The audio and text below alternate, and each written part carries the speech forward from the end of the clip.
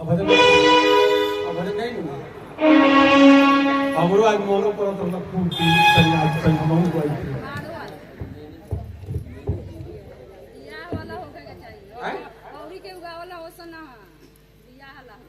अच्छा लूर तना आवेला लिखी चली दीदी के आदेश बाकी एठी बियाह वाला होते के हम बियाह के साल गिरा मेल में सब बियाह है ना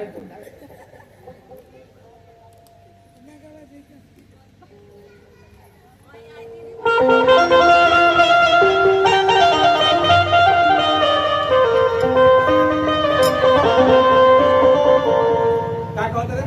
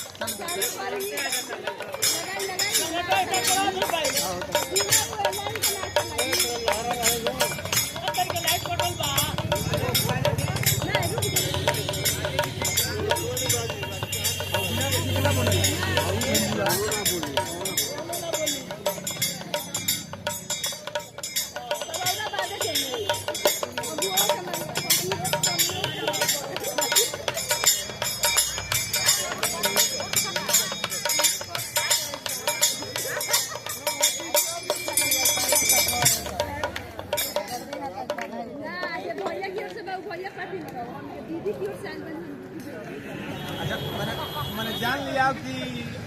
जनरेटर की व्यवस्था बाकी ना बारे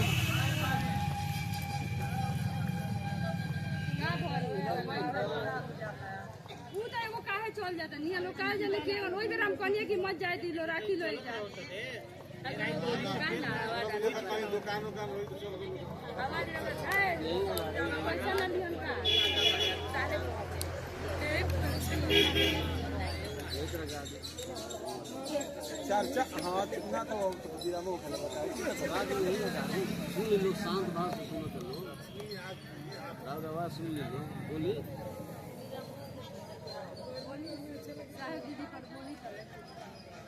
साहेब के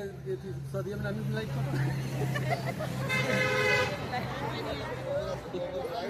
मनातू बरस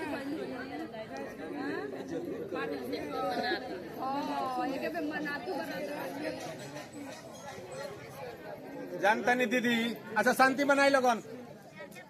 हाँ अच्छा चल चर्चा करते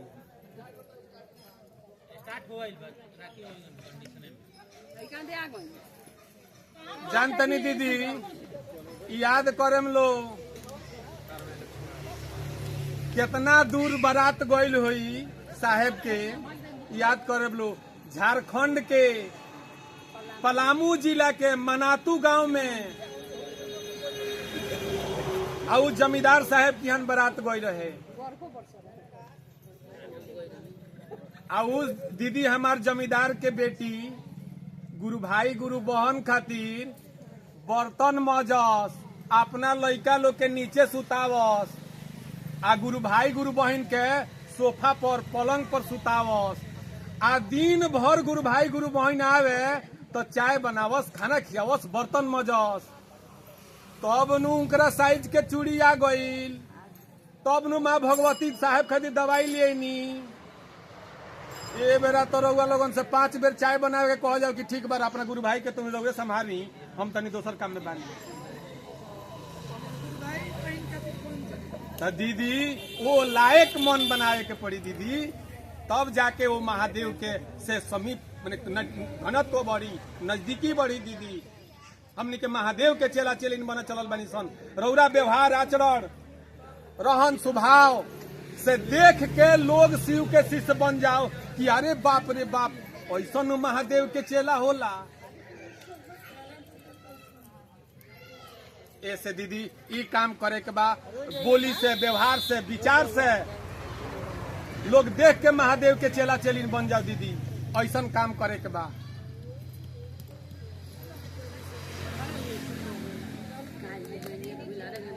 पहले ही से ओकरा के तार सरिया के रखे के चाहिए। ना सर यार पहले ही ओकरा के नजदीक ले जाके रखे के चाहिए कि तुरंत स्टार्ट करी। ना तो ये बांध दिन और देखी दीदी भैया रोड पर ना जाइलू हल। ए दीदी सड़क पर मत जाइए से गाड़ी है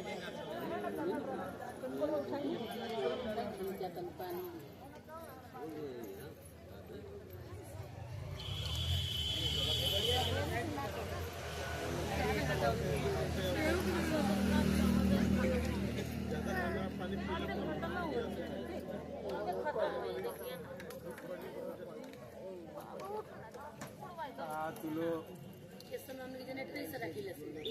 ना ये इनका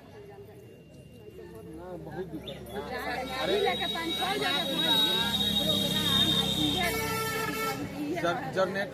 जनरेटर के तार उधर पहुंचा के छोड़ देवे के चाहिए।